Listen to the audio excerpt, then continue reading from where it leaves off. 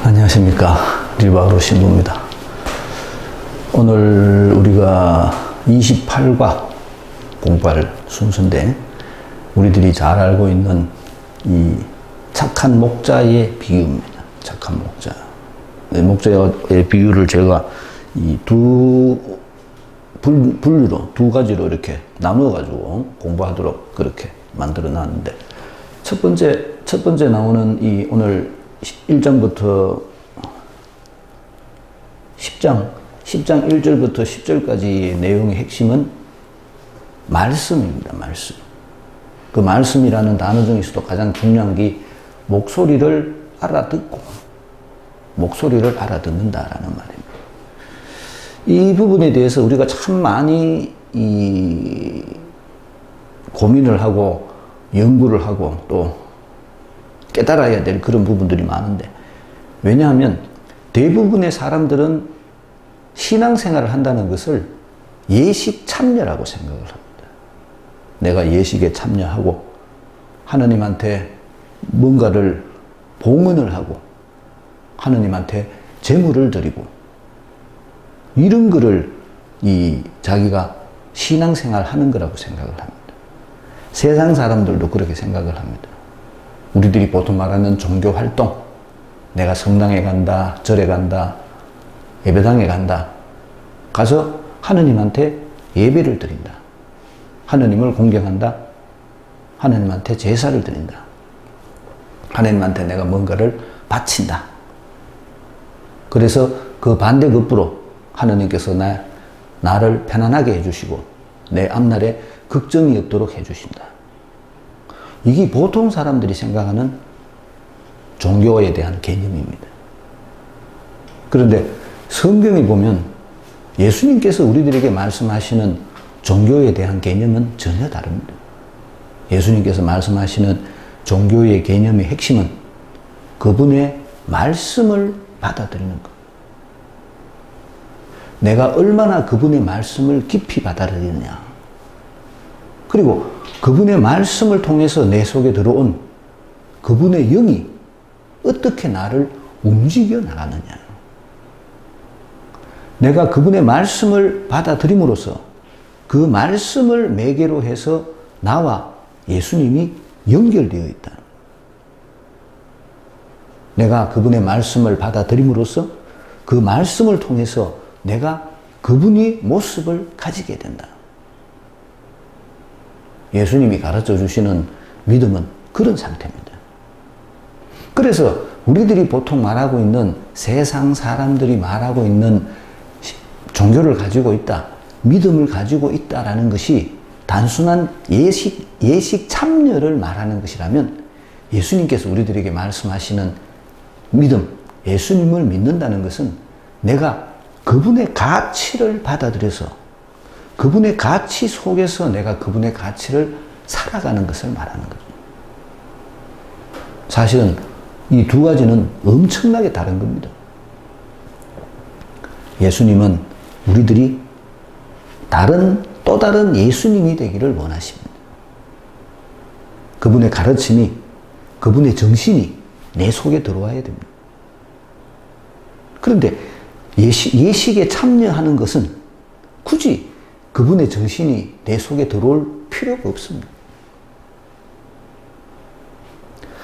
지난주에 제가 제가 공지사항을 잘 안 합니다만은 무슨 얘기를 하다가 공지사항 시간에 그런 얘기를 했습니다. 강론 때도 그런 말씀 자주 드렸는데, 미사가 우리들 신앙생활의 끝이 아니라 시작이다. 이거를 잘 알아야 됩니다. 많은 신자들은 자기가 미사에 참석해 있으면 끝이라고 생각합니다. 나는 내 할 일 다 했다. 하느님한테 내가 해야 할 일 다 했다. 나는 이제 세상에 돌아가서 세상 사람처럼 살면 된다. 이렇게 생각한다는 거예요. 그렇지만 예수님의 가르침을 받아들인 사람에게 미사 시간은 예수님의 가르침을 듣는 시간에 지나지 않습니다. 그렇기 때문에 끝이 아니라 시작입니다. 내가 오늘 주일날 미사에 참석해서 예수님의 가르침을 듣고 예수님의 말씀을 받아들이고 세상에 나가서 예수님의 가르침에 따라서 살아간다. 이 두 개는 전혀 다른 겁니다. 안타깝게도 많은 신자분들은 자기가 미사에 참석함으로써 끝이라고 생각합니다. 그게 끝이 돼서는 안 됩니다. 그게 끝이 되면 예수님과 나와의 연결고리가 없어집니다. 미사는 시작입니다. 이번 주일이 제일 앞에 있는 이유가 뭔지를 생각해 보십시오. 이번 한 주가 시작되는 첫날, 일요일 날, 내가 성당에 와서 예수님의 말씀을 듣고 이 한 주일 동안 예수님의 가르침에 따라 살아가는 겁니다. 이런 식의 신앙 삶을 살아야 됩니다. 이게 영의 삶이 될 수가 있습니다. 마지막이 아니라 미사에 한번 참석하고 와서 끝이 아니라 그 예수님의 말씀이 내 속에 남아있어서 내가 그분의 말씀으로 일주일을 살아갈 수 있는, 그 일주일을 살아갈 수 있는 에너지가 그분의 말씀으로부터 비롯될 줄 아는, 이 사람이 정말로 믿음을 가진 사람. 그런 사람이 얼마나 있겠느냐? 니는 그러나 100% 그렇다는 것을 말하는 건 아닙니다. 100% 그럴 수 있었던 사람은 예수님밖에 없다 그랬죠. 우리는 그거를 조금씩 비율을 늘려가야 됩니다.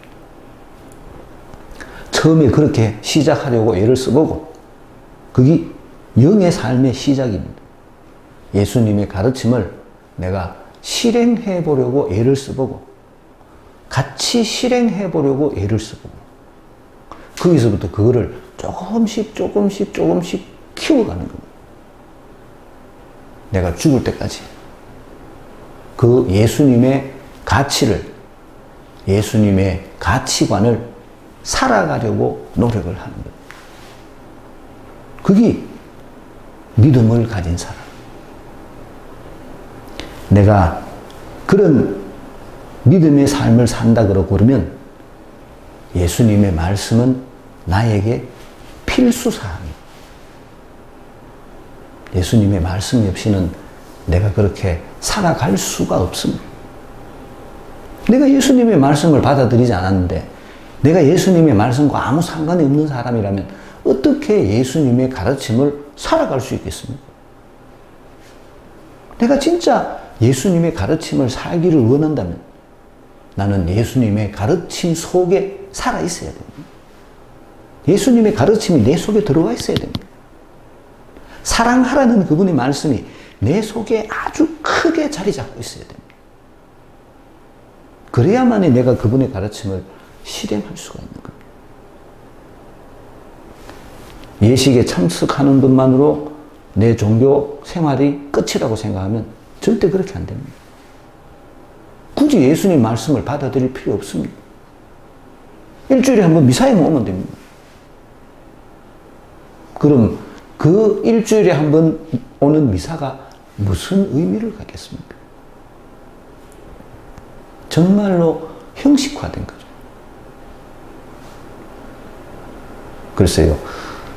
제가 옛날에 교구청에 있을 때 가끔씩 다른 본당에 가서 미사를 할 때가 있는데 뭐 시간은 오래됐습니다만 10년이 넘었습니다만 어떤 본당들에 가보면 미사에 참석한 신자들, 제가 미사를 하면서 느끼기에 그 사람들 중에 몸뚱이는 그 와 있지만 정신까지 따라와 있는 사람이 한 명도 없는 그런 미사도 있습니다. 아무 생각 없이 와서 앉아 있습니다. 그런 글을 굉장히 많이 경험을 합니다. 이유가 뭐겠습니까? 말씀을 안 듣기 때문에 그렇습니다. 물론 신부들도 열심히 강론을 준비해가 정말로 그들이 예수님의 말씀을 받아들일 수 있도록 노력을 해야 됩니다만은 어쨌든 간에 미사에 참석하는 신자들의 태도가 정말로 도살장에 끌려가는 소 같은 그런 심정으로 미사에 참석하고 있습니다. 아무 반응이 없습니다. 벽 보고 미사하는 것 같습니다. 그런 미사가 무슨 의미가 있겠습니까? 그게 예식 중심의 믿음일 때 그렇게 될 수가 있는 거예요. 말씀 중심의 믿음으로 돌아가야 됩니다. 그나마 미사가 살아납니다. 내가 예수님의 말씀을 받아들이고 예수님의 말씀을 조금이라도 실행하려고 노력을 하고 또 본당 신부가 열심히 강론을 준비해서 그들에게 예수님의 말씀을 전해주려고 애를 쓰고 그들이 그 말씀을 받아들이고 또 조금씩 노력을 하고 이런 과정 가운데 발전해 나가는 거예요. 이렇게 하고 있는 본당에는 전례가 활력이 있습니다. 분위기가 다릅니다. 무엇이 우리를 정말로 신앙인으로 살게 해주는지 깊이 고민해 봐야 됩니다. 나는 그 바탕이 우리들이 예수님의 말씀을 받아들일 때부터 시작된다고 확신합니다. 내 속에 예수님의 말씀이 들어 있어야 됩니다. 그래야 내가 그분의 양이라고 말할 수 있습니다. 오늘 우리가 공부하게 될 내용의 핵심, 내 목소리를 알아듣고 예수님의 목소리를 알아들을 수 있는 신앙인, 그리고 그 목소리에 따라서 갈 수 있는 신앙인, 그 사람이 진짜 신앙인일 겁니다. 예수님의 목소리를 우리들 마음속에 담아둘 수 있도록 그렇게 노력을 해봅시다. 본문 한번 읽어보겠습니다. 나는 착한 목자다. 착한 목자는 양들을 위하여 자기 목숨을 내놓는다. 이거 아닌데 한 개 지나가 봤다. 왜냐?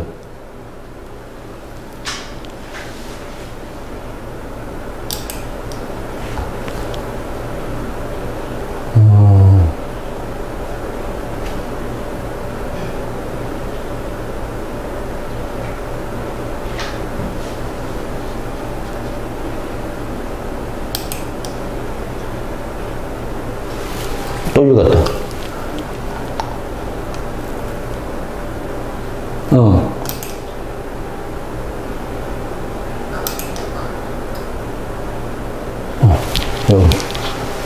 죄송합니다. 내가 진실로 진실로 너희에게 말한다. 양우리에 들어갈 때에 문으로 들어가지 않고 다른 데로 넘어 들어가는 자는 도둑이며 강도다. 그러나 문으로 들어가는 이는 양들의 목자다. 문지기는 목자에게 문을 열어주고 양들은 그의 목소리를 알아듣는다. 그리고 목자는 자기 양들의 이름을 하나하나 불러 밖으로 데리고 나간다. 이렇게 자기 양들을 모두 밖으로 이끌어낸 다음 그는 앞장서가고 양들은 그를 따른다. 양들이 그의 목소리를 알기 때문이다. 그러나 낯선 사람은 따르지 않고 오히려 피해 달아난다. 낯선 사람들의 목소리를 알지 못하기 때문이다. 예수님께서 그들에게 이 비유를 말씀하셨다. 그러나 그들은 예수님께서 자기들에게 이야기하시는 것이 무슨 뜻인지 깨닫지 못하였다. 예수님께서 다시 이르셨다. 내가 진실로 진실로 너희에게 말한다. 나는 양들의 문이다. 나보다 먼저 온 자들은 모두 도둑이며 강도다. 그래서 양들은 그들의 말을 듣지 않았다. 나는 문이다. 누구든지 나를 통하여 들어오면 구원을 받고 또 드나들며 풀밭을 찾아 얻을 것이다. 도둑은 다만 훔치고 죽이고 멸망시키려고 올 뿐이다. 그러나 나는 양들이 생명을 얻고 또 얻어 넘치게 하려고 왔다. 여러 가지 상징적인 비유들이 많이 나옵니다. 제일 먼저 나오는 게 양우리, 양우리, 양이라는 겁니다. 양. 목자와 양의 관계입니다. 다음 편에 또 보게 됩니다만은 일단은 양이라는 개념을 우리가 가지고 있어야 됩니다. 한 마리가 아니죠. 무리입니다. 무리. 공동체. 예수님으로 인해서 생겨난 새로운 공동체. 그 새로운 공동체가 양무리입니다. 양무리. 그리고 그 새로운 공동체를 보호하기 위한 보호수단. 그게 교회라는 겁니다. 공동체. 그 공동체는 누구의 공동체냐?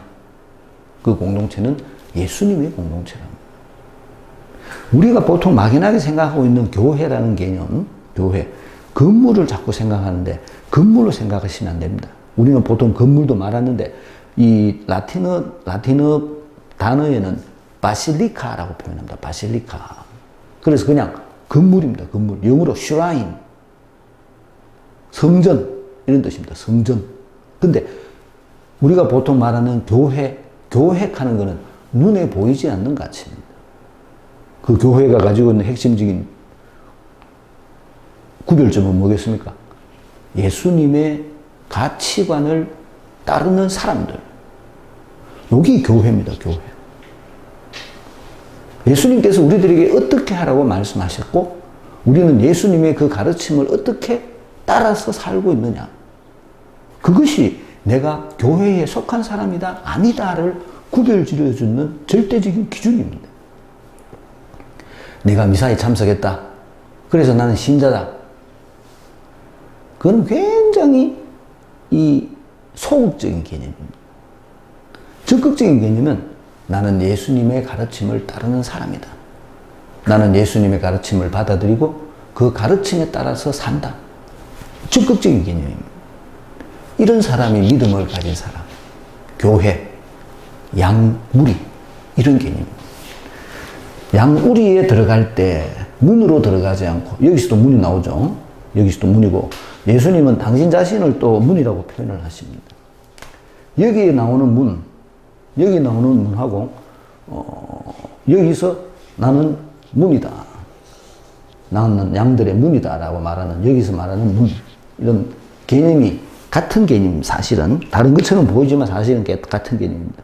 무슨 개념인가 하면 새로운 공동체로 들어가기 위한 과정, 새로운 공동체에 들어가기 위한 필연적인 과정이 예수님을 통해서만이 갈 수 있다는 겁니다.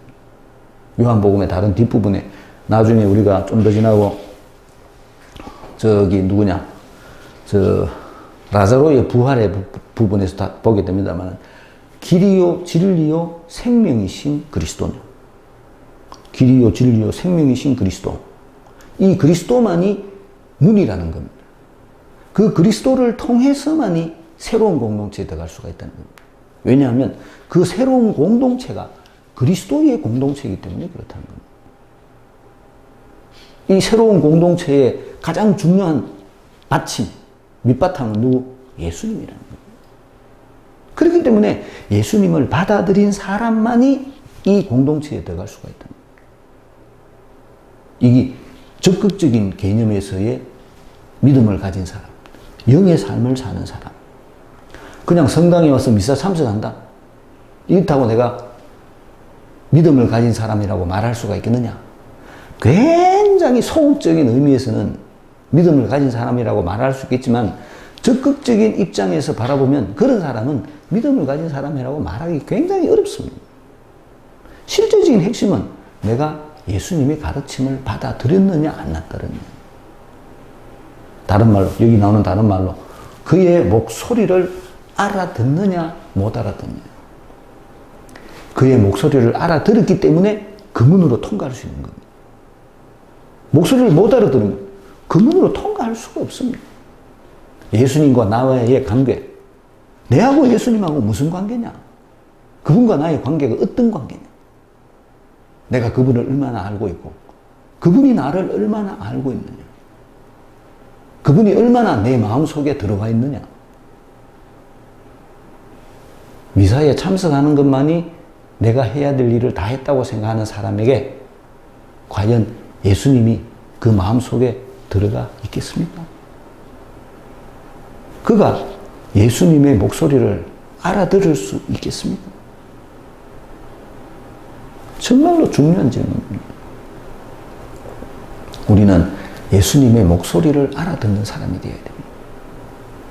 그분만이, 예수님만이 우리가 새로운 공동체, 예수님과 연결되어 있는 그 새로운 공동체에 들어갈 수 있는 유일한 문인 겁니다. 그 얘기를 하시는 겁니다. 나를 통하지 않고서는 너희는 아버지께 갈 수 없다. 너희가 아버지께 가려면 나를 통해야 된다. 그래서 문인 겁니다. 네가 새로운 공동체, 예수님에게 속한 예수님의 새로운 공동체에 들어가기를 원한다면 너는 필연적으로 나를 거쳐야 된다. 내가 네 속에 들어가 있어야 된다. 내 말이 네 속에 들어가 있어야 된다. 그래야만이 네가 새로운 공동체로 건너갈 수가 있다. 그래서 그건 당신을 문이라고 말합니다. 문으로 들어가지 않고 다른 데로 넘어 들어가는 자는 도둑이며 강도다. 도둑과 강도 그리고 목자의 차이점이 뭐였어요?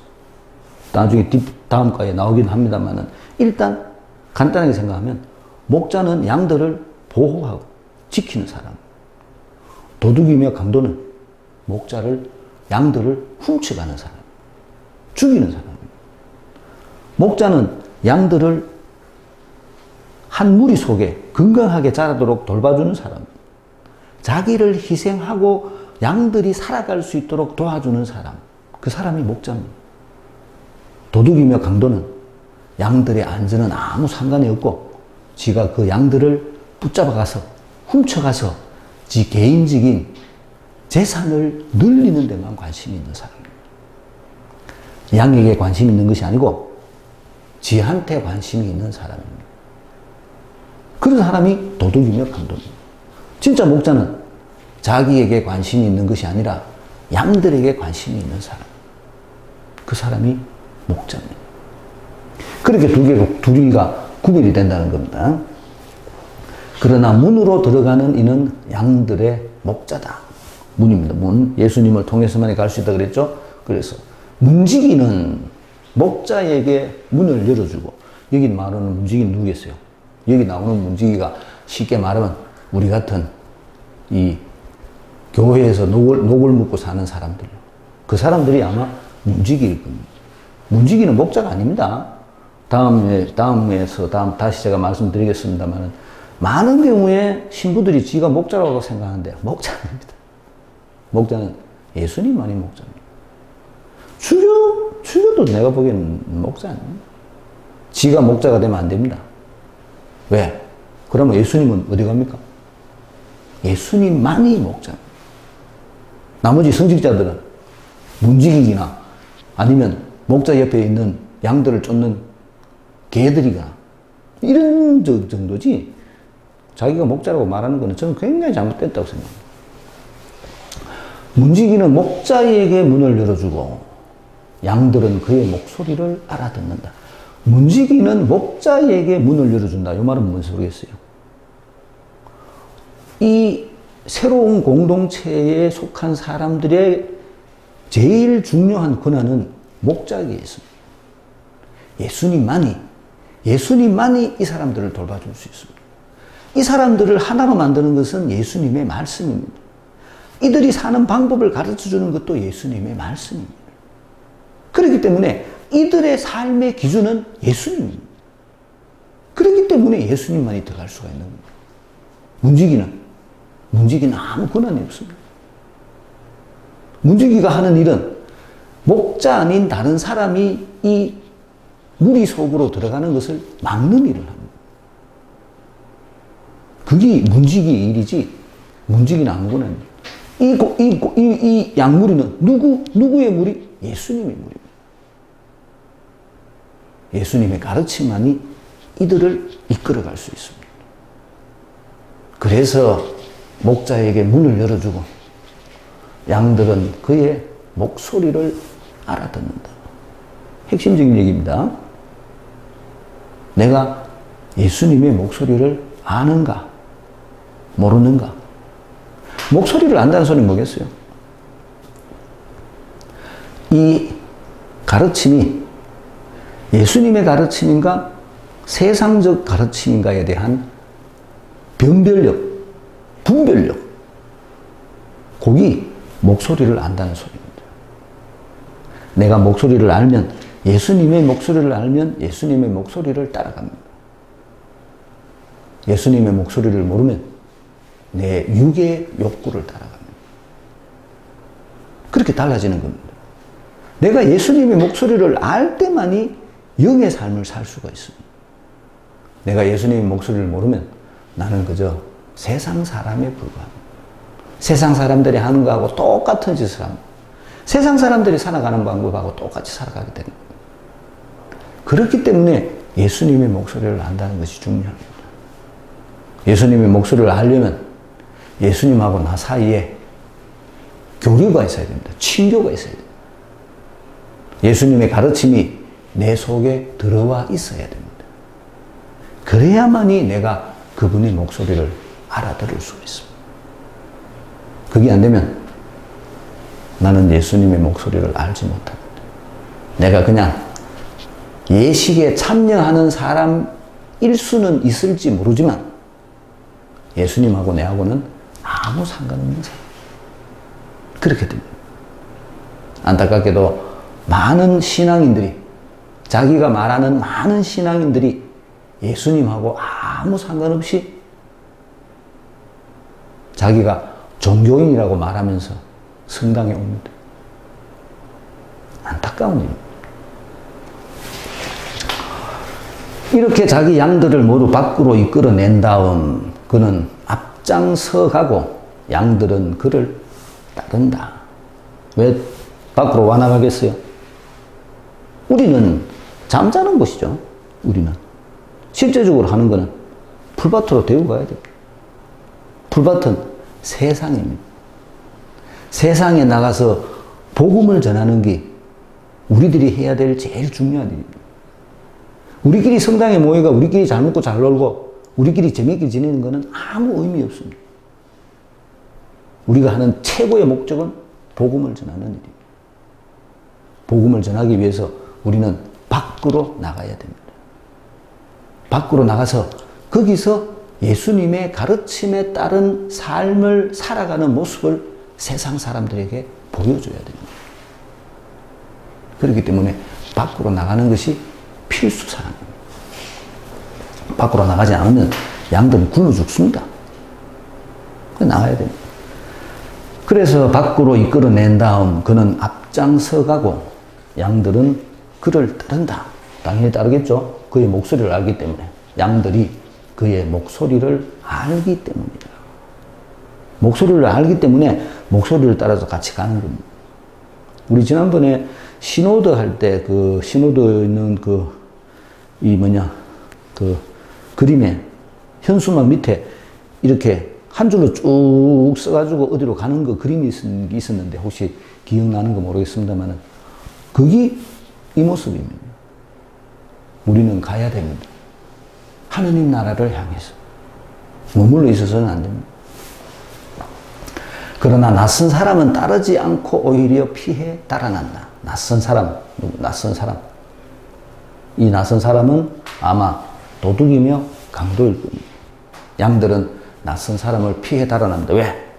낯선 사람들의 목소리를 알지 못하기 때문이다. 목소리입니다. 목소리를 안다. 목소리를 알지 못한다. 이렇게 구별이 된다는 겁니다. 예수님의 목소리를 아는 사람, 예수님의 목소리를 모르는 사람. 예식 참석이 중요한 게 아닙니다. 핵심은 목소리를 알아야 됩니다. 예수님께서 그들에게 이 비유를 말씀하셨다. 그러나 그들은 예수님께서 자기들에게 이야기하시는 것이 무슨 뜻인지 깨닫지 못하였다. 당연히 못 깨닫죠. 왜 못 깨닫겠어요? 목소리를 모르니까. 목소리를 모르는데 어떻게 제가 예수님의 가르침을 깨닫겠습니까? 예수님의 가르침을 한 번도 받아들여 본 적이 없는데 어떻게 예수님의 가르침을 깨닫겠습니까? 우리 성당 안에서도 마찬가지입니다. 성당에 오는 많은 사람들은 사실 예수님의 목소리하고 상관없이 저것들 마음대로 패거리를 만들어가지고 저것들 마음대로 성당을 좌지우지하려고 합니다. 아주 간단합니다, 논리가. 신부는 좀 있으면 간다. 우리는 우리끼리 잘해야 된다. 간단한 논리입니다. 신부는 적개 사타가 3년 지나면 간다. 너는 3년 후에 내 안 볼래? 누가 이거 오래 사는데? 누가 신부 때문에 여고도 묻기를 원하겠습니까? 누가 신부 편이라고 말하면서 신부를 옹호하려고 하겠습니까? 신자들은 그렇습니다. 자기들끼리 패당을 만들어가 그 패당에 속하지 않는 사람은 마치 원수인 것처럼 대접합니다. 그게 어떻게 예수님의 목소리를 아는 사람의 행동입니까? 신앙을 빙자해서 세상에서 떠그리들이 모여가지고 쓸데없는 곳에 와가지고 괜히 힘자랑하려는 그런 행동들을 하면서 예수님을 안다고 말을 하는, 정말로 세상 사람보다도 못한 사람들입니다. 그런 사람들이 성당에 와서 지가 성당의 주류라고 큰 소리 치고 있습니다. 대부분의 사람들은 침묵하고, 할 말이 없어서 침묵하겠습니까? 그런 일들이 우리들 속에서 벌어지고 있습니다. 예수님의 목소리는 어디 갔습니까? 믿음이 없는 겁니다. 내가 진실로 진실로 너희에게 말한다. 나는 양들의 문이다. 아까 말씀드렸죠? 나보다 먼저 온 자들은 도둑이며 강도다. 나보다 먼저 온 사람들은 누굽니까? 이 사람들은 이 율법학자들입니다. 율법학자들. 양들은 그들의 말을 듣지 않았다. 새로운 공동체에 속한 사람들은 당연히 듣지 않죠. 나는 문이다. 다시 말씀드립니다. 누구든지 나를 통하여 들어오면, 나를 통한 나만이 유일한 길입니다. 구원을 받고 드나들며 풀밭을 찾아 얻을 것이다. 풀밭을 찾아 얻는다는 것은 영원한 생명을 갖게 된다는 것입니다. 도둑은 나만 훔치고 죽이고 멸망시키려고 올 뿐이다. 그러나 나는 양들이 생명을 얻고 또 얻어 넘치게 하려고 왔다. 예수님만이 우리들에게 영원한 생명을 주시는 분이십니다. 그 예수님이 우리들 믿음의 바탕이 되어야 됩니다. 그렇지 않으면 우리 믿음은 아무 소용이 없습니다.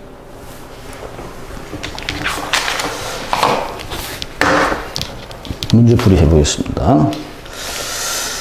28과 양들의 문이신 예수님, 다른 데로 넘어가는 자는 도둑, 문으로 들어가는 이는 양들의 목자, 문지기, 양들은 목소리를 알아듣는다. 목자는 양들을 불러 데리고 나간다. 그는 앞장서 가고 양들은 따른다. 양들은 그 목소리를 안다. 낯선 사람은 피해 따라난다. 목소리를 알지 못하기에 나는 양들의 문이다. 나보다 먼저 온 자들은 도둑, 강도, 양들은 그의 말을 듣지 않았다. 나를 통하여 들어오면 구원을, 풀밭을 찾아 얻을 것, 도둑을 훔치고 죽이고 멸망시키려 할 뿐 나는 생명을 넘치게 하려고 왔다. 여기서 말하는 양, 우리는 무엇을 말할까요? 예수님의 새로운 공동체라 그랬죠. 그래서 사도행전 나옵니다. 사도행전.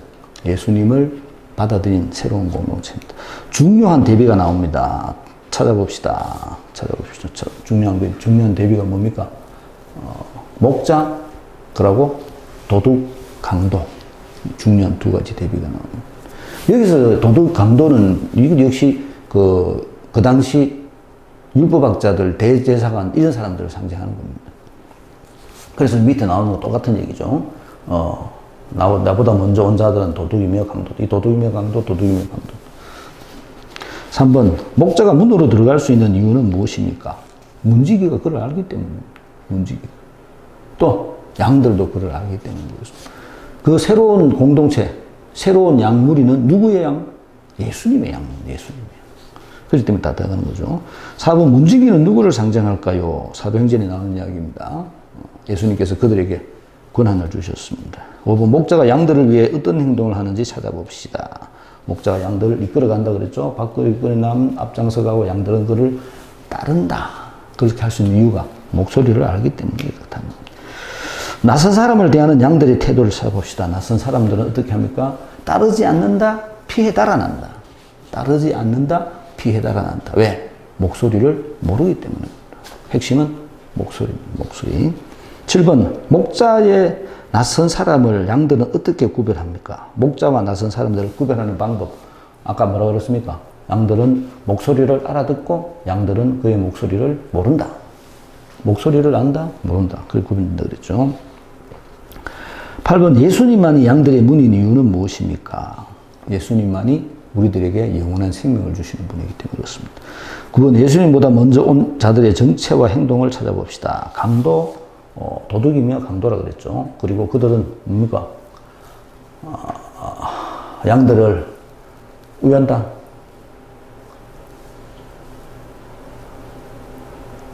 그럼 양들은 그들의 말을 듣지 않았다. 10번 물이신 예수님이 양들에게 주신 은총은 무엇입니까?